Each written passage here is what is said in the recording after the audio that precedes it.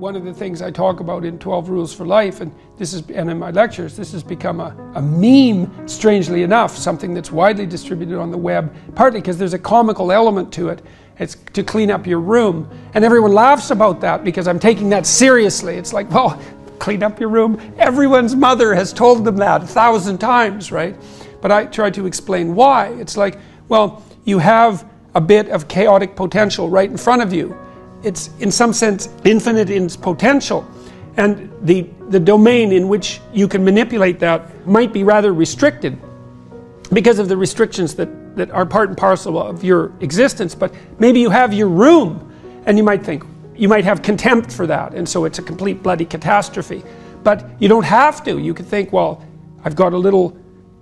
It isn't a room, it's a place of potential. And as soon as you know that, then it's not your room anymore.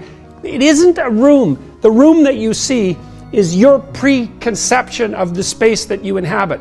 What's there is a fragment of infinity. That's what's there. And what you see is the low resolution consequence of your assumption and lazy habit and blindness. That's your initial room, and you think, well, no, that's not the room.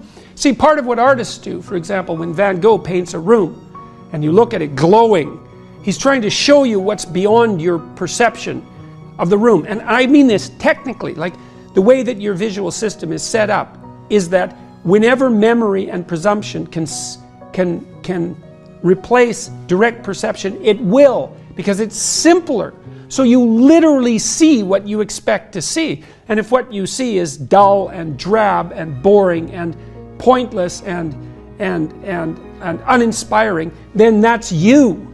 It's not what's there. And what the artist does when he or she re-represents that mundane reality is to remind you of what's behind it, the potential that's there. And so what I'm suggesting to people is that they take the potential that's right in front of them. It's like, okay, and here's the rule. You're aiming up.